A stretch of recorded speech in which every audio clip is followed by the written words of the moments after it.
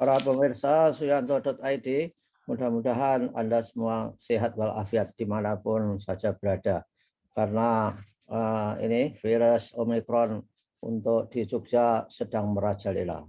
Mudah-mudahan kita semua bisa sembunyi dari virus itu dan tetap sehat walafiat. Nah, kita masih bersama channel pendidikan Anda, sebuah channel untuk berbagi pengetahuan dan belajar sepanjang hayat.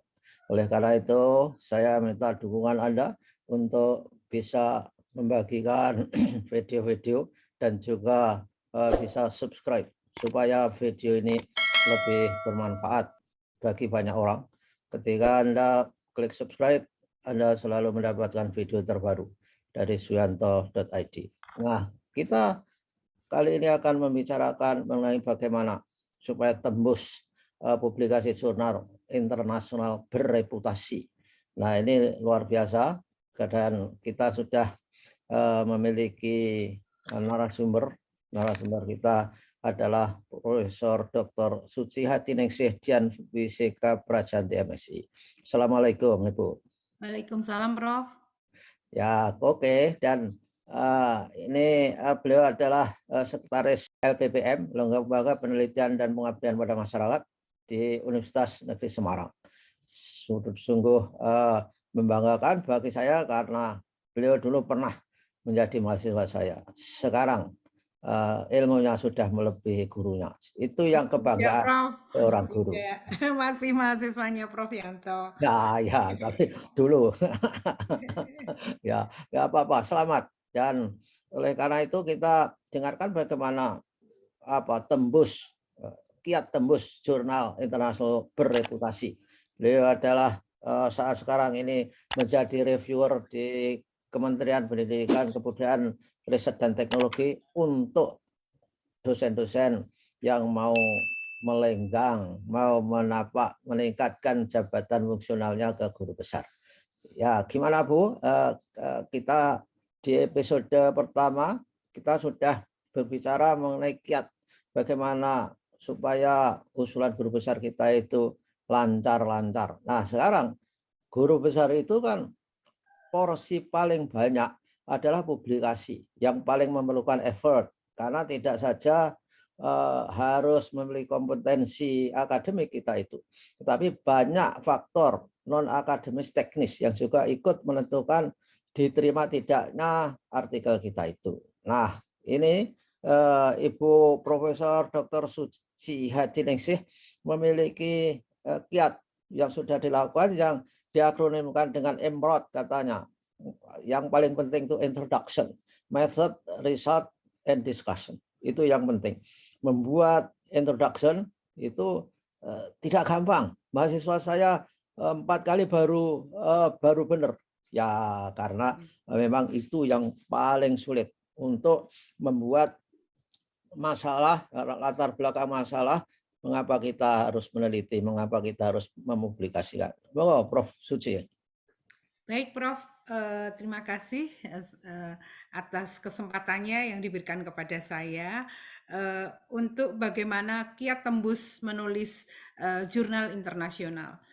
Betul seperti yang Prof. Yanto katakan bahwa di dalam menulis jurnal internasional itu harus mengikuti kaidah standar jurnal ilmiah, yaitu IMRAT, seperti yang saya matur tadi. Seperti yang sudah diaturkan Prof. Yanto tadi adalah introduction, bagaimana untuk membuat pendahuluan dengan baik, kemudian methods, kemudian untuk metodologinya seperti apa, research and discussion, itu disingkat dengan IMRAT. Jadi ketika kita sebagai reviewer di Jakarta itu yang dinilai saat Scopus ataupun jurnal internasional bereputasi sebagai syarat khusus itu selain clear and clean, saya pernah matur, clear itu adalah jurnalnya sudah benar-benar tidak rejected, tidak discontinuous dan sebagainya. Kemudian clean itu apabila jurnalnya sudah memenuhi standar kaidah ilmiah yaitu IMRAT. Dan bukan jurnal predator ya, Bu, tentunya ya. Ya, iya Prof. Dan juga bukan jurnal predator. Nah, jadi kalau sudah clean and clear biasanya kita terima Prof, karena guru besar itu yang menjadi berat adalah syarat khususnya. Jadi syarat khusus itu hanya satu kalau untuk yang reguler. Kalau untuk yang sudah 20 tahun ke atas, kemudian sudah eh, pengabdiannya 20 tahun, kemudian sudah lektor kepala itu hanya satu. Jadi sebenarnya tidak usah banyak-banyak untuk syarat khususnya itu, Prof. Oke, Demikian, Prof. ya, ya. Lalu di pendahuluan itu rata-rata ya mahasiswa saya itu tidak koheren, tidak fokus, tidak relevan dengan temanya. Sehingga saya kadang-kadang, bukan kadang-kadang, memang mengharuskan bahwa di bagian introduction, yang kalau di disertasi, tesis, itu adalah latar belakang masalah. Kalian semuanya, para mahasiswa, harus mampu membuat, mengumpulkan, menganalisis kesenjangan dalam bidang penelitian terkait tema itu. Yang kedua adalah kesenjangan antara teori yang ada terkait tema itu. Yang ketiga adalah kesenjangan antara praksis, kesenjangan praktek di dalam setting di mana Anda akan meneliti. Dari kesenjangan itu, maka Anda punya legitimasi untuk hadir meneliti, sehingga penelitian Anda itu adalah menjadi jembatan untuk memecahkan masalah dari kesenjangan-kesenjangan itu, sehingga penelitian Anda itu memiliki novelty yang bisa dirasakan. Sehingga dengan demikian, maka penelitian Anda adalah layak untuk dilakukan. Nah, di jurnal juga begitu nggak Bu, kira-kira di bagian introduction itu? Ya. Ya, betul Prof. Jadi seperti yang Prof Yanto katakan di introduction itu mengandung pengantar kenapa kita melakukan penelitian ya, antara lain yaitu antara gap antara harapan dan kenyataan seperti yang Prof katakan tadi, dan juga di situ mungkin kalau ada hipotesis dihipotesiskan dan tujuan penelitiannya, sehingga memang gap atau apa masalah yang latar belakang masalah-masalahnya apa itu harus dijelaskan seperti Prof Yanto tadi.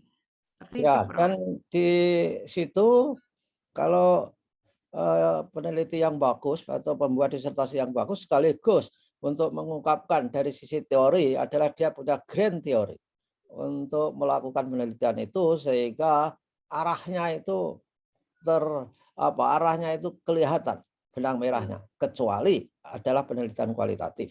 Ya, Beda mazhabnya, karena baik, penelitian Prof. kualitatif harapannya untuk melahirkan teori substantif, bisa saja di dalam pendahuluan itu berupa hipotetik Ya. tertentu yang harus dibangun.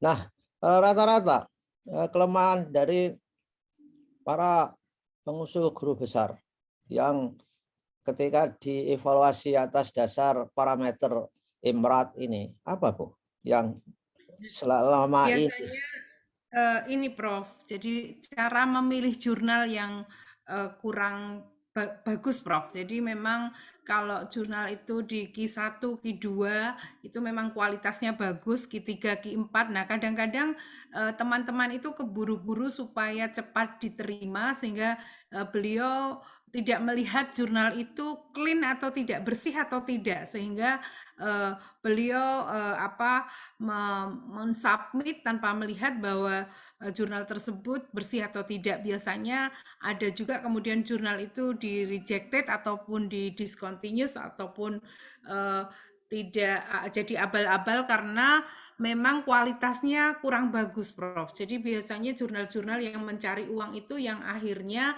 membuat peneliti-peneliti salah dalam mengupload karena tidak memperhatikan IMRAT tadi. Tetapi kalau kita melihat jurnal yang sudah bagus seperti Ya, Emerald dan Scopus yang lainnya, biasanya IMRAT sangat diperhatikan. Jadi kadang-kadang kualitas jurnal itu yang membuat para penulis tidak ngeh karena memang kualitasnya kurang, tidak diperhatikan IMRAT-nya, sehingga kadang-kadang seperti itu Prof, tidak bagus untuk IMRAT-nya? Ya, oke kan memang awalnya itu Scopus dan pengindeks-pengindeks yang lain seperti Thomson atau apapun itu kan sangat-sangat apa ya, sangat-sangat profesional dalam konteks sangat scientific. Tetapi jurnal-jurnal yang ingin diindeks itu kan akhirnya melakukan manuver effort supaya jurnalnya itu bisa dikomoditaskan, ya kan? Iya, Dan betul, Prof. sehingga paling tidak quote unquote itu juga melibatkan apa mekanisme bisnis, mekanisme ekonomi, sehingga ada hukum permintaan dan penawaran yang ada di situ, sehingga menentukan harga. Bagaimana orang harus bisa mempublikasikan. Nah, persoalannya adalah bahwa kalau suatu ketika jurnal tertentu itu terindeks Scopus, dia kemudian diterima di situ, kemudian dalam perjalanannya setelah dia mengusulkan, oh ternyata jurnalnya itu di discontinue, dicopot dari indeks Scopus. Nah, ini gimana nasibnya, Bu? Itu historisnya itu bisa digunakan atau yang penting adalah penilaian pada saat karya calon profesor itu direview. Gimana menghadapi hal seperti ini? Baik, Prof. Jadi kalau sekarang memang saat ini kami kalau menilai kalau ternyata jurnal itu saat ini discontinuous, tapi ketika beliau menulis belum discontinuous, itu kadang-kadang memang kami kemudian mempertanyakan untuk membuat itu apa korespondensi autor. Ditampilkan korespondensi autor dan melihat imratnya seperti apa. Tapi kadang-kadang juga kemudian diadakan audiensi, Prof, untuk Oke. ke guru besar. Kita mengadakan audiensi antara PAK pusat dengan dosen yang bersangkutan, Prof, seperti itu. Oh, oke. Tapi sebetulnya ketika suatu karya sudah terbit di dalam Scopus, misalnya Q4 misalkan saja. Q4 itu lebih baik dari Q1 kan? Nah, betul Lebih kan? jelek, Prof. Oh lebih jelek. Oh ya sorry. Saya Jadi seperti yang anu aja nih. satu. Pikiran saya seperti eselon aja. Ya, eselon 4 itu lebih rendah daripada eselon 1. Ya oke. Misalnya di Q1, apakah juga tim itu masih mempersoalkan mengenai Imrat itu? Padahal itu kan sudah lolos oleh indeks yang menyatakan adalah Q1. Gimana, Bu? Tetap, Prof. Jadi, tetap kami lihat, tapi kebanyakan kalau sudah Q1 memang teman-teman kemudian sudah lolos karena memang sudah berkualitas gitu, Prof. Tetapi tetap kami lihat. Tetapi saat ini tidak hanya IMRAT yang betul dan, clean and clear tadi, tidak hanya jurnalnya bersih, kemudian IMRAT-nya sudah oke, tetapi kita melihat scope.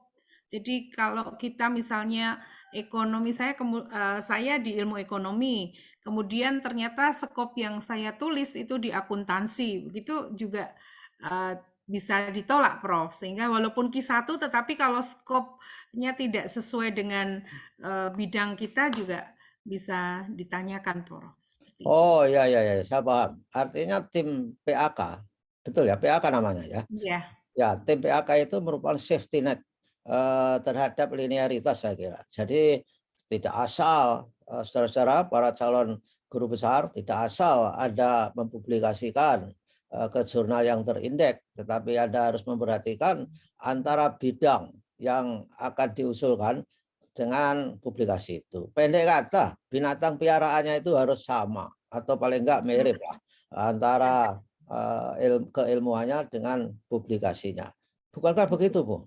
iya, Prof. Seperti yang pernah saya matur ada segitiga ilmiah itu, Prof. Oh Jadi ya. memang Hmm.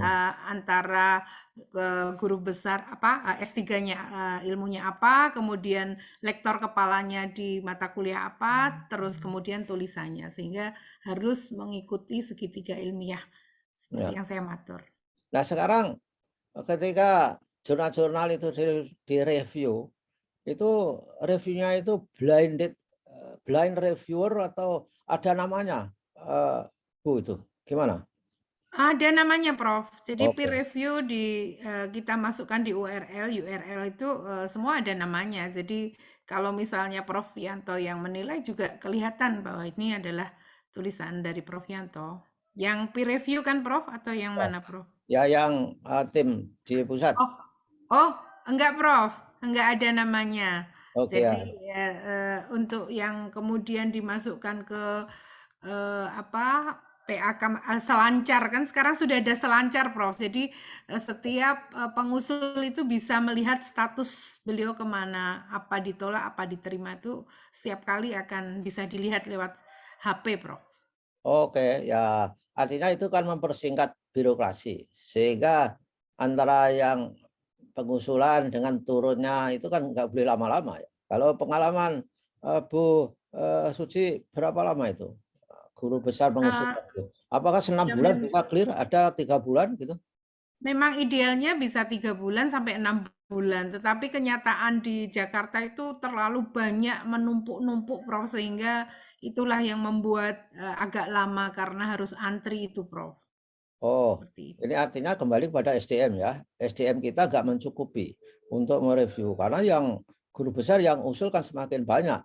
Walaupun banyak itu tetap kurang karena guru besar kita itu ya baru ada 1/6 dari kebutuhan saya kira. Kalau basisnya adalah jurusan atau prodi yang ada di perguruan tinggi kita, kira 35 ribuan, padahal ya, baru 10 paling 10.000 atau 5.000.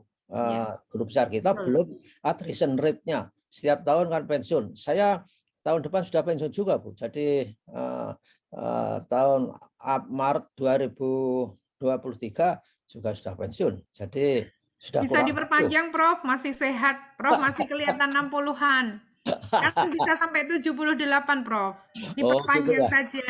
Ya, ya, ya saya belum mempertimbangkan antara iya dan tidak karena belum tentu. Itu kan tergantung jurusan. Kalau jurusan membutuhkan itu bisa diperpanjang. Bisa diperpanjang pun tergantung yang bersangkutan. Tapi Sangat kalau membutuhkan, Prof. Masih sangat membutuhkan itu. ya, Teman-teman berkata Prof Yanto masih sangat dibutuhkan di UNY, Prof.